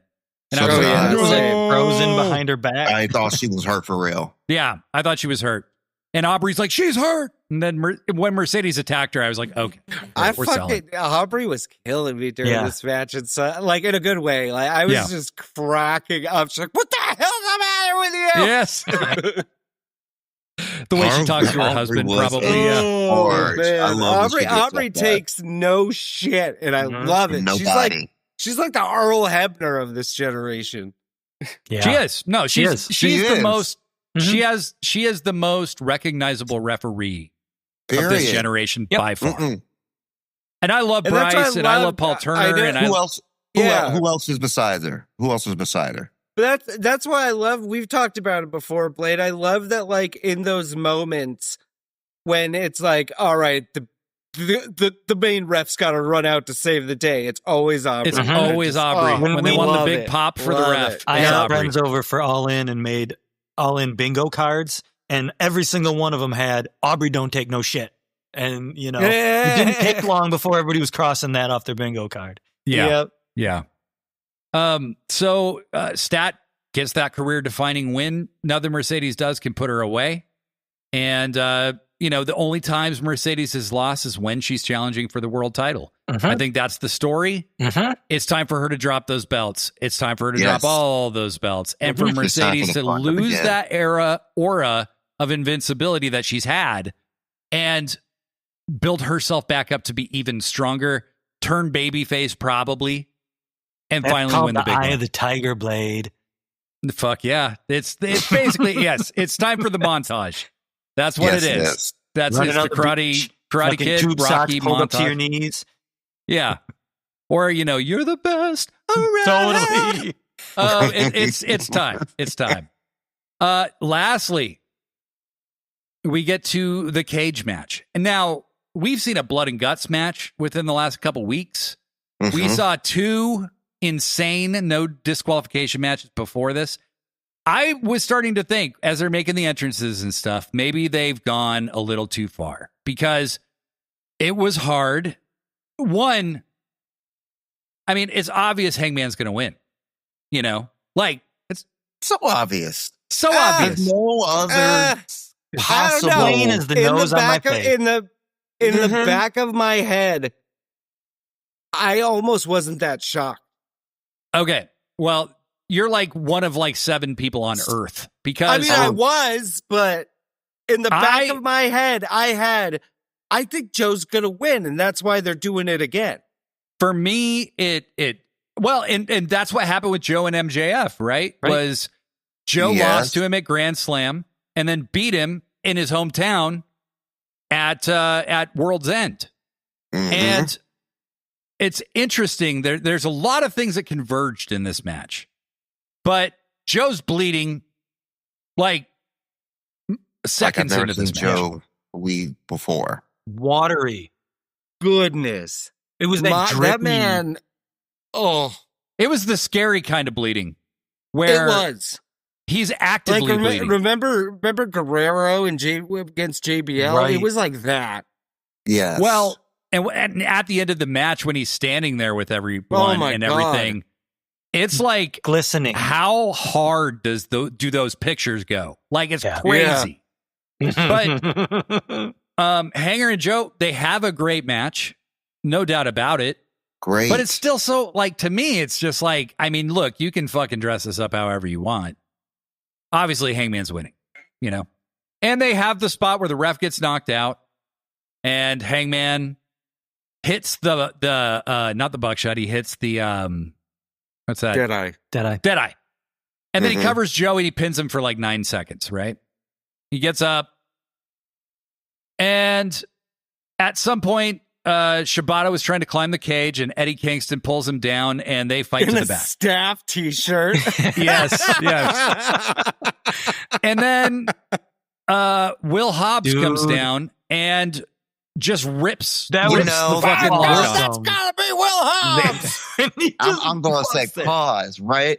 At this moment, everything has gone exactly as scripted, as perfectly as possible. I'm like, all right, we get the nice little cool run in too.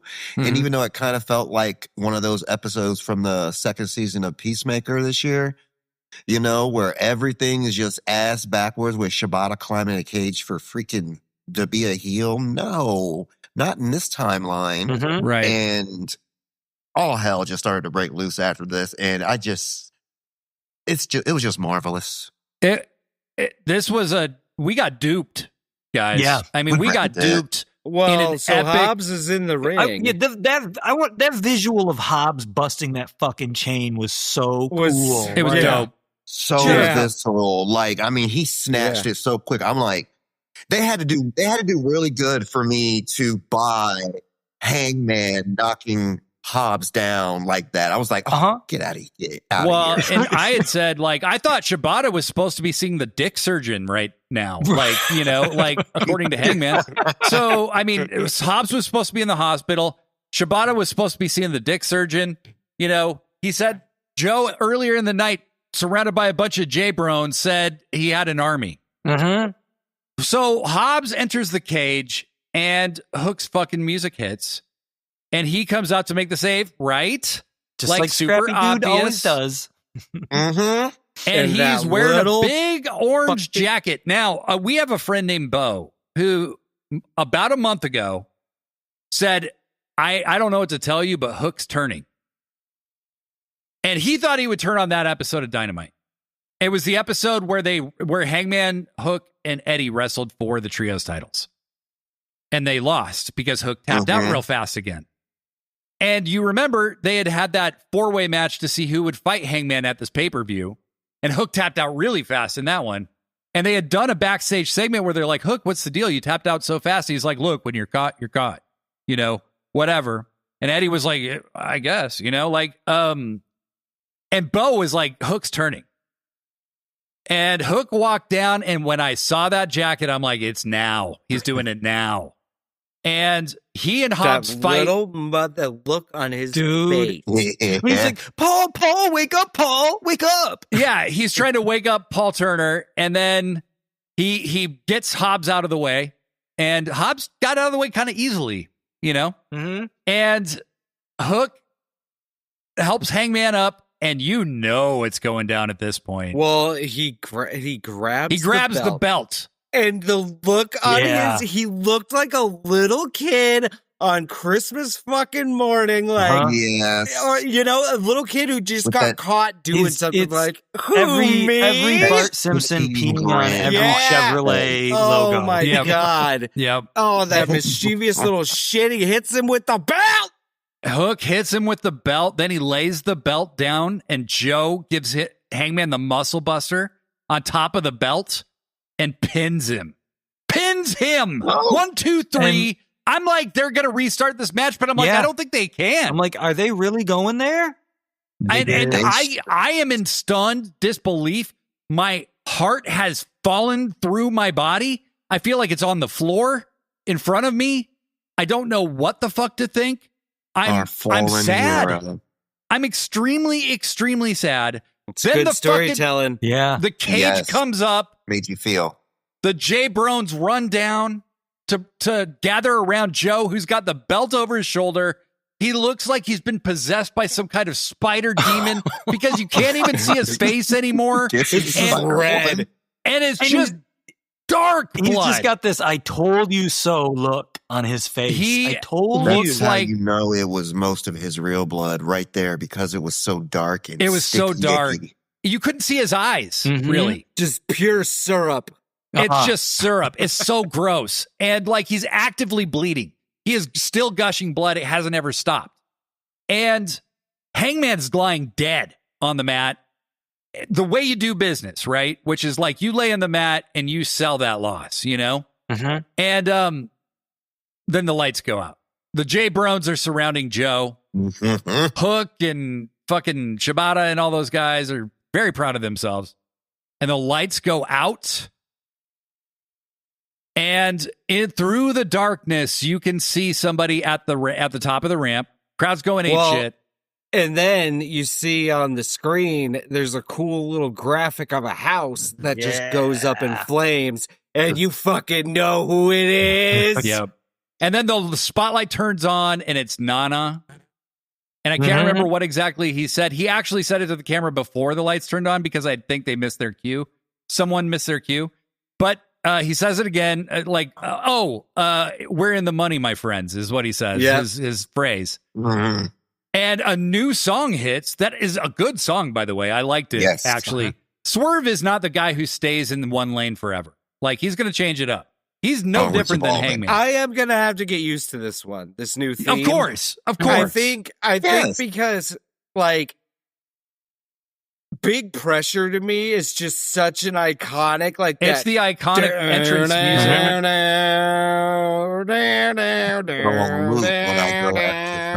It just had such a good vibe for when Swerve comes out real slow, just looking menacing, but, he came out real slow still. His entrance took a long time. Mm-hmm. He walked like Roman Reigns down to the ring, like slow.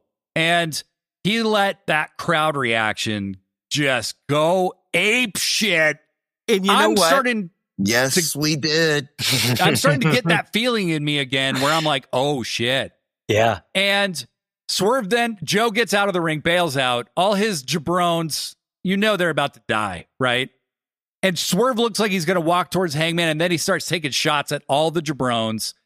Fucking beats all that ass. One of the guys doesn't know how to take the spot he's supposed to take, and Swerve has to remind him real quick, and then he does it. And then that was funny, though. Yeah, it was funny. And then the crowd's just losing it. Swerve looks jacked as fuck. Yeah. He's probably on testosterone or something. That's time off. He's just looking like a beast.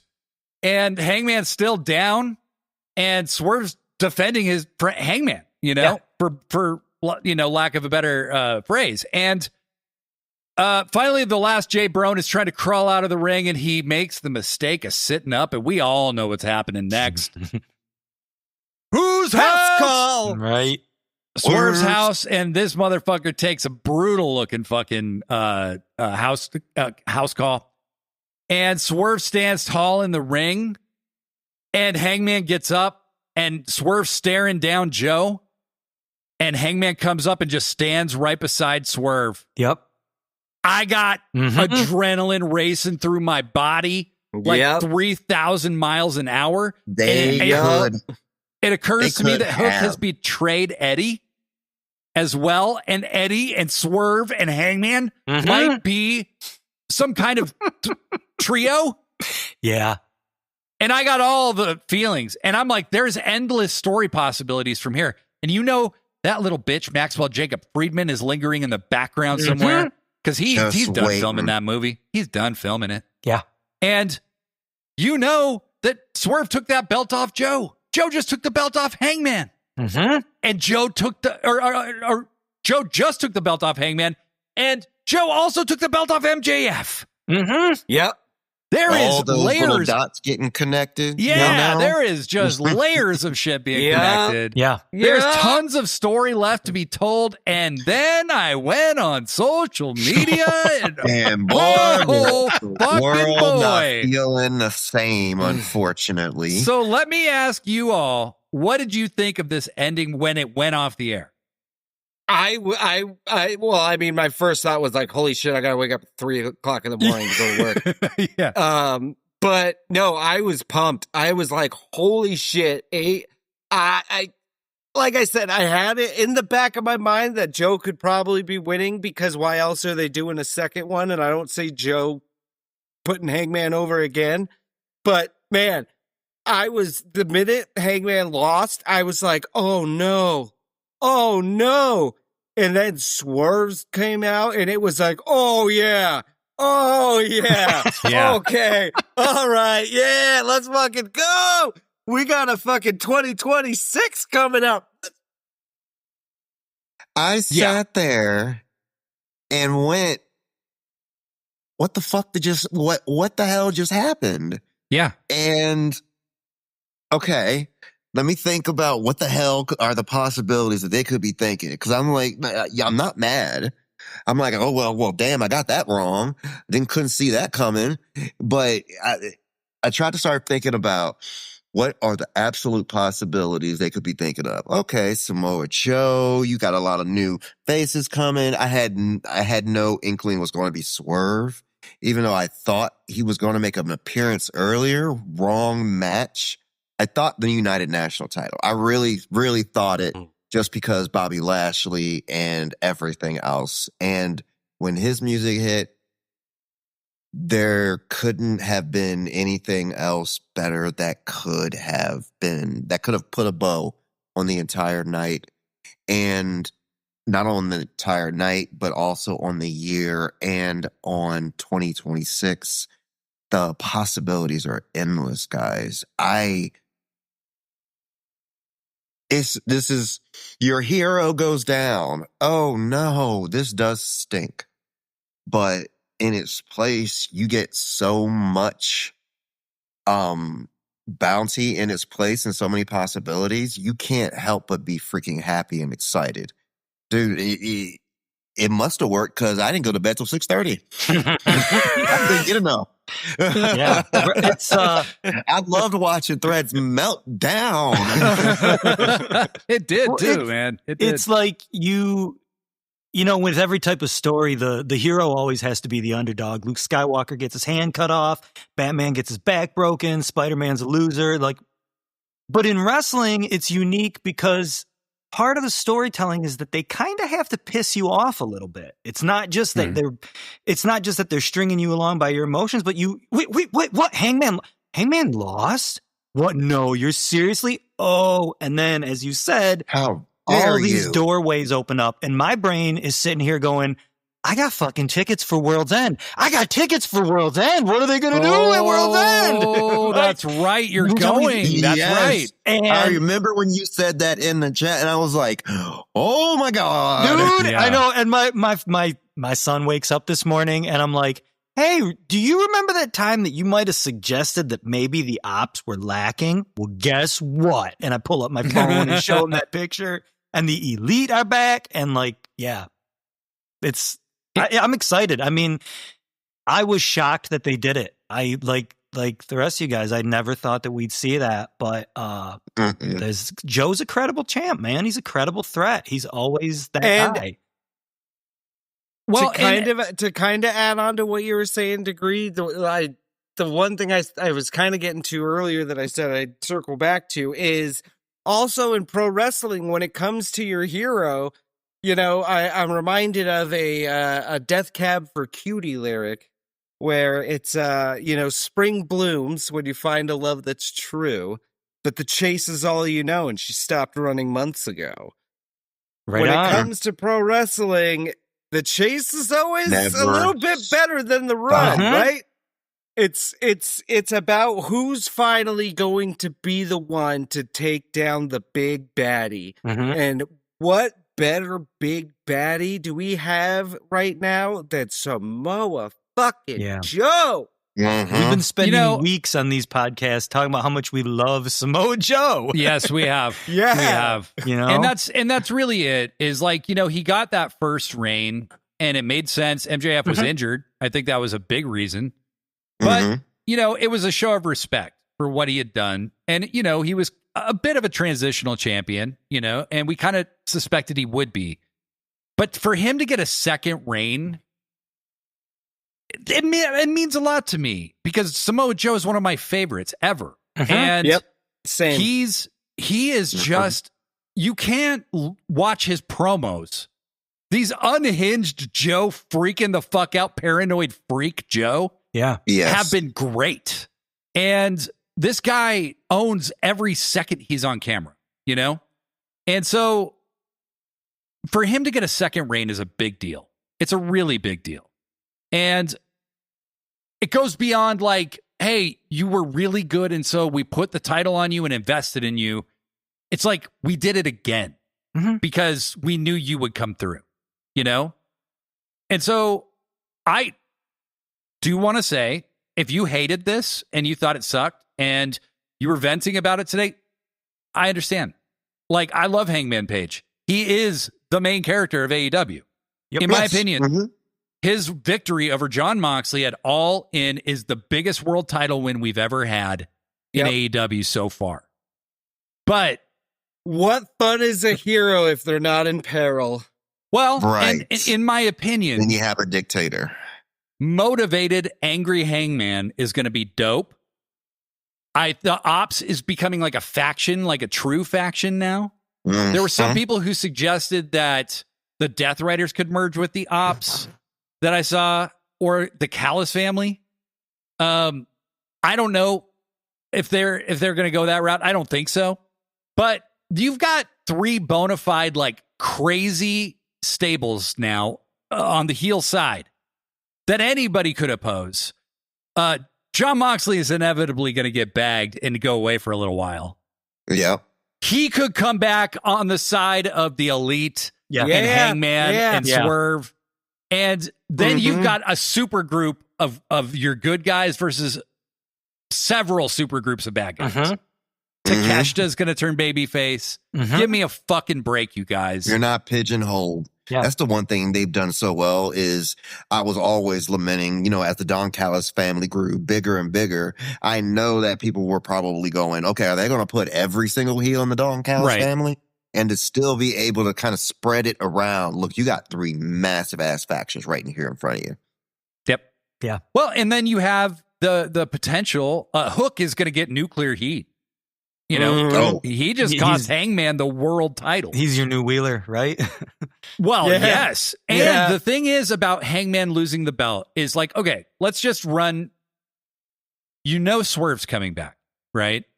You want to make that mean as much as possible. So if Swerve shows up in the Casino Gauntlet, sure, that's a big deal. But it's not this, you know? If you keep the belt on Hangman another 6 months and he loses, you're going to get the exact same reaction. It should have been more. It should have been better, right? But you're not going to get Swerve to counterbalance him losing it immediately afterwards. You had to pull the trigger right here. And there's tons of people who would disagree with me. I love Hangman. He is absolutely the dude. But like Swerve is his equal.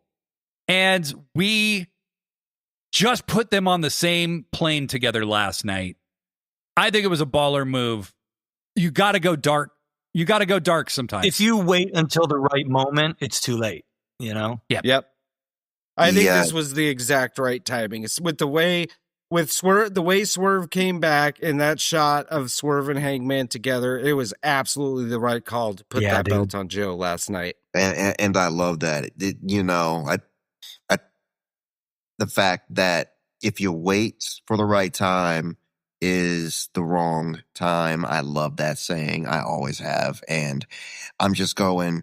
And one thing that's so very important, especially for those who might even be casual fans and people fans of color, is the fact that they have put Hangman and Swerve on equal footing. It is very much important. So it's tit for tat. It's Hangman now has had the belt twice. Now is it going to be Swerve's chance to have the belt for the second time and keep them even and help continuously to build two real pillars, right? Not two pillars shoved down your throat, but not the self-appointed pillars that are organically getting over on their own.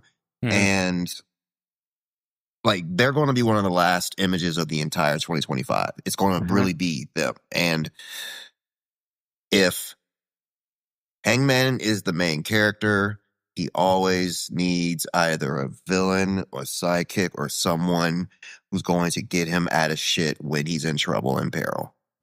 You know, when they showed Hangman celebrating his title win at All In, and he did the exact same pose that Swerve did when Swerve won the world title, I'm like, these two are like sowing lore in everything they do. These are the ideal match as opponents, as friends, as anything. Think back to Full Gear, you know, when they had their Texas death match, and, you know, Hangman said the reason that he drank Swerve's blood, now you're with me forever. Right. And so they have made every moment they've ever been in the ring together count for their continuity. And I was excited. You know, I don't begrudge anybody being upset. It's an opinion, right? It's a subjective thing. But I thought this was a great event. I remember they did the Pac and Darby match, and then the next graphic was that 4-way tag team match. I was like, this already? And I literally felt that way every time the next match was announced. I was like, wow, we're already here? Yeah. Because every match felt main event kind of caliber, you know? The night flew by. It flew by. And it was a 4.5 hour show. That's the main card. Yeah. So 5.5 hour show. And that was probably the thing for me, is that it really did fly by. Yeah. And that's why I ended up staying up till 6:30 in the morning, because you were on so much adrenaline. I'm watching the freaking scrum. I'm trying to read everything everybody's saying. And, you know, one of the reporters at the scrum actually asked him about that, about the run times and all of that. And he mentioned about the fact that they're actually contracted to give no less than, I think he said 3:30 or 3:45. And so for them to still provide that much quality wrestling in one show, and it not drag and kill you is phenomenal. That's really it. They figured out how to book the perfect 4.5 hour show. And that is crazy. That is just wild. Well, I think what helps AEW is, you know, unlike a WWE, you know, not to shit on WWE, but when you let your wrestlers just fucking wrestle and show how good they are in the ring and have a fast-paced match rather than a slow prodding, you know, like fist, like, the time flies by because you're sucked into every match, you know? You're sucked into every moment. And every single competitor says, I got to show up the last guy. I got to show up the last girl, you know? it becomes a professional courtesy competition. Yeah. That's friendly competition amongst yourselves. Mm-hmm. Well, and it really feels like a team effort, and everybody is committed to providing the best viewing experience for the live crowd and for the crowd at home that they possibly can. And it really feels like everybody's kind of on the same page. I think the ultimate success that Tony has come out of Brawl Out and Brawl In with is the idea that he has got to make sure that his vision is embodied by everybody in that company. And it is. You really feel that way now. You know, there isn't a Miro or a Malachi or a Ricky Starks or somebody like that who's kind of making these weird, like, side tracks, you know, whatever. And even Jericho, whose time has come and gone as far as being an in-ring component of AEW. AEW and Tony Khan have gotten to the point where he has earned the benefit of the doubt anytime he makes a decision. That's it. To the point where I'll go, you know what? Let the motherfucker cook. Yep. Let the motherfucker cook. Yep. Period. That's what it see is. What we got in about 3-4 months from now. Uh-huh. Absolutely. I'm so stoked for Dynamite because I still don't know where all this is going. No. I'm just stoked to see where it's going because they got me. They got me good. That's even going hooked. Yep. Going into the show, that's what I was thinking. Is okay, I'm excited for all these matches, but I'm excited to see what happens after these matches. And now that they've happened, That's even why more they've so. gotten so good and hooked everybody. Mm-hmm. Well, and I got to feel like a Mark last night. And that's what this shit is about. Everybody, we're wrapping this shit up because we're almost at 2 hours now. But I want to thank everyone for taking part, even you, Degree. You know, I don't like you. No. But you being a part of the show is a thing that happened, and I will recognize that. Wow. It is a thing that happened. Yeah, it is. Brett Michelle will be back next Sunday, and I guess Degree will be there. I will also be back. If you haven't taken my suggestion yet. You can't get rid of me, motherfucker. Sunday, we'll be back with an episode of The Hard Way. Sit Down, Shut Up, Mark Out. I'll be back on Friday. Make sure you go check out the interview I did with David L. Shabazz about Pro Wrestling's Black World Champions, author and journalist. He was very, very cool to have on the show. He wants to come back, and I want him to come back because he was a great guest. I would love to listen to more, please. Yes. We only scratched the surface of what we could talk about, but he was very generously gave his time. Go listen to that interview. We got so much more coming at you. Antoine, thank you for being here, my friend. We didn't get to do a preview episode this week, but we sure did. One hell of a wrap up. Always great to have you with us. Always great to be here. I love it. This is Sit Down the Hard Way, folks. Let the guy. Bye!